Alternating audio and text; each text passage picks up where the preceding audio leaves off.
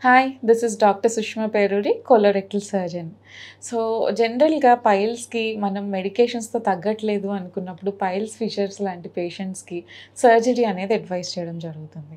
Surgery అంటే ఈ మధ్య కాలంలో ఓపెన్ సర్జరీస్ చాలా తక్కువ చేస్తున్నాము. లేటెస్ట్‌గా లేజర్స్ వచ్చాయి కాబట్టి డే కేర్ సర్జరీలో బెడ్ రెస్ట్ ఏం అవసరం లేకుండా ఈజీగా అయిపోతున్నాయి కాబట్టి అవి చేస్తున్నాం.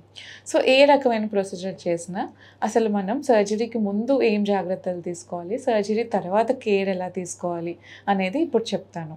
సో, సర్జరీకి ముందు 1 డే బిఫోర్ ఏం చేస్తామంటే కొంచెం డైట్‌లో ఫైబర్ ఎక్కువ తీసుకోండి. And 1 day before me doctor ఏమైనా సిరప్ కానీ, మోషన్ ఫ్రీగా అయ్యే మెడికేషన్ కానీ ప్రిస్క్రైబ్ చేస్తే అది వేసేసుకోండి. అండ్ మీకు ఇన్ కేస్ ఎనెస్థీషియా ఇచ్చి చేసేటట్టయితే జనరల్‌గా ఇవి స్పైనల్ ఆర్ కార్డల్ ఎనెస్థీషియా లేదంటే షార్ట్ జనరల్ ఎనెస్థీషియాలో చేస్తూ ఉంటాము. సో, ఎనెస్థీషియా ఇచ్చినప్పుడు ఎన్‌బీఎం అంటాం. నిల్ బై మౌత్ అంటే ఖాళీ కడుపుతో వెళ్ళి అడ్మిట్ అవ్వాలి. So, at least 8 hours prior to your surgery మీరు ఏమి తినటం, తాగటం ఆపేయాలి. సో, ఇలా ఖాళీ కడుపుతో వెళ్ళి అడ్మిట్ అవ్వాల్సి ఉంటుంది. ఇన్ కేస్ కొంతమందికి థైరాయిడో, బీపీనో ఏదో ఉంటది. వాళ్ళకి మార్నింగ్ మెడికేషన్ వేసుకునే అలవాటు ఉంటుంది. సో, అలాంటప్పుడు ఏం చేస్తామంటే 2-3 hours prior to surgery few SIPs of వాటర్‌తో ఆ టాబ్లెట్ వేసేసుకోవచ్చు. నెక్స్ట్ మీరు హాస్పిటల్‌కి అడ్మిషన్‌కి వెళ్ళిన తర్వాత ఇన్ని అవర్స్ తినట్లేదు కదా! మాకేమన్నా అవుతదేమో అని చాలామంది టెన్షన్ పడతారు. హాస్పిటల్‌కి వచ్చిన తర్వాత ఐవీ ఫ్లూయిడ్ స్టార్ట్ చేస్తాము. వాటి ద్వారానే మీకు గ్లూకోజ్ అవన్నీ వెళ్ళిపోతాయి కాబట్టి మీకేమీ కాదు. నెక్స్ట్ థింగ్ వచ్చిన తర్వాత ఇన్ కేస్ ఆ రోజు మీకు ఆల్రెడీ కాన్‌స్టిపేషన్ ఉన్న వాళ్ళకి ప్రాబ్లమ్స్ ఎక్కువ వస్తూ ఉంటాయి కాబట్టి ఏదైతే రోజు సర్జరీ ఉందో ఆ రోజు స్టూల్ పాస్ చేయకపోతే మీరేం టెన్షన్ పడక్కర్లేదు. హాస్పిటల్‌కి వచ్చిన తర్వాత ఎనీమా అనేది ఇవ్వటం జరుగుతుంది. అండ్ సర్జరీ స్టార్ట్ అయ్యే ముందు ఏం చేస్తామంటే షార్ట్ జనరల్ ఎనెస్థీషియా అంటే ఐవీ ద్వారానే డ్రగ్ ఇచ్చేసి మీరు పడుకొని పోతారు. మీకు సర్జరీ జరుగుతుందనేది కూడా తెలీదు. అయిపోయిన తర్వాత ఒక 1 అవర్ డ్రౌజీగా ఉంటారు. ఆ తర్వాత లేచి నడవచ్చు, అన్నీ చేసుకోవచ్చు. ఇన్ కేస్ స్పైనల్ ఎనెస్థీషియా అంటే బ్యాక్ నడుముకి మత్తిచ్చినట్టయితే గనుక ఒక 3-4 అవర్స్ వరకు మీకు పెయిన్ తెలీదు. అండ్ కాళ్ళు అవి కూడా ఏం కదపలేకపోతారు. ఒక 4 అవర్స్ తర్వాత నుంచి లేచి నడవగలుగుతారు. అన్ని పనులు చేసుకోవచ్చు.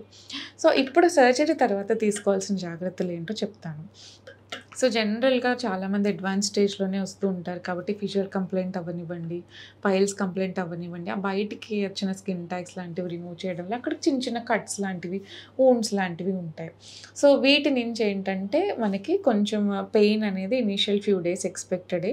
స్టూల్ పాస్ చేసిన తర్వాత కొంచెం పెయిన్ ఉంటుంది. వెంటనే సిడ్స్ బాత్ అంటాం. సో, ఈ సిడ్స్ బాత్ అనేది డైలీ 4 టైమ్స్ చేయమంటాం అనమాట సర్జరీ తర్వాత. సో, ఈ సిడ్స్ బాత్ అనేది ఎలా చేయాలంటే ఒక టబ్ తీసుకొని కొంచెం గోరువెచ్చటి నీళ్ళు, any antibiotic drops like Betadine or Dettol వేసుకొని అందులో ఎక్కడైతే సర్జరీ అయిందో యానల్ కెనాల్ ఆ భాగం మునిగేటట్టు ఒక 15 మినిట్స్ కూర్చుంటే అక్కడ మజిల్స్ రిలాక్స్ అయ్యి పెయిన్ తగ్గి బ్లడ్ సప్లై పెరిగి మీ సర్జికల్ వూండ్ అనేది ఫాస్ట్‌గా హీల్ అవుతుందనమాట. నెక్స్ట్ థింగ్ ఏంటంటే ఎక్కడైతే మనకు కట్ ఉందో లైక్ స్కిన్ ట్యాగ్స్ బర్న్ చేసి తీసామనుకుందాం. సో, ఆ రా ఏరియా నుంచి కొంచెం యెల్లోయిష్ డిశ్చార్జ్ లాగా హీల్ అవుతూ ఉండే కొద్దీ రెడ్ గ్రాన్యులేషన్ లాగా ఫార్మ్ అవుతూ ఉంటుంది. దాని నుంచి కొంచెం అప్పుడప్పుడు స్లైట్ బ్లీడ్ లాగా రావటం అనేది జరుగుతూ ఉంటుంది. ఏం పానిక్ అవ్వక్కర్లేదు. ఇది నార్మలే సర్జరీ తర్వాత.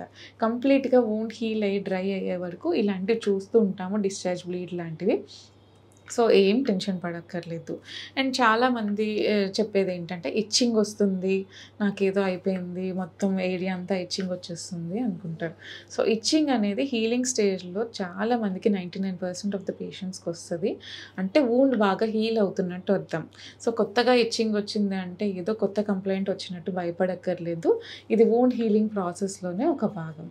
సో, ప్లస్ మేమిచ్చే లాక్సేటివ్స్ అవి కూడా తీసుకొని కాన్‌స్టిపేషన్ లేకుండా లాక్సేటివ్స్ అంటే మోషన్ ఫ్రీగా అయ్యే సిరప్. సో, స్టూల్ గనక హార్డ్‌గా వచ్చిందంటే ఆ వూండ్ స్ట్రెచ్ అయ్యి హీల్ అవుతున్న వూండ్ కాస్త డైలీ స్ట్రెచ్ అయ్యి దాని మీద ప్రెషర్ పడి హీల్ అవ్వదు. అందుకే లాక్సేటివ్స్ అనేవి ప్రిస్క్రైబ్ చేయడం జరుగుతుంది. సో, ప్రిస్క్రైబ్ చేసిన laxative as per the dose prescribed వేసుకుంటే స్టూల్ అనేది సాఫ్ట్‌గా వస్తుంది. సో, సాఫ్ట్‌గా వస్తే మీకు అక్కడ ఏం స్ట్రెచ్ లేకుండా వూండ్ తొందరగా హీల్ అవుతూ ఉంటుంది. అండ్ నెక్స్ట్ ఏంటంటే అక్కడ ఆ వూండ్ నుంచి వచ్చే డిశ్చార్జ్ అది వస్తే మీ అండర్ గార్మెంట్స్ స్టెయిన్ చేయకుండా రెగ్యులర్‌గా సిడ్స్ బాత్ అయిన తర్వాత చెప్పిన ఆయింట్మెంట్స్ అవి అప్లై చేసుకొని అక్కడ చిన్న స్టిరైల్ గౌస్ పీసో, స్టిరైల్ ప్యాడ్ పెట్టుకుంటే మీ అండర్ గార్మెంట్స్ స్టెయిన్ అవ్వకుండా ఉంటాయి. ఇలాంటి జాగ్రత్తలు తీసుకుంటే వూండ్ తొందరగా హీల్ అయిపోతుంది. అండ్ ఇంకా ఏమైనా డౌట్స్ ఉంటే కామెంట్ సెక్షన్‌లో పెట్టండి.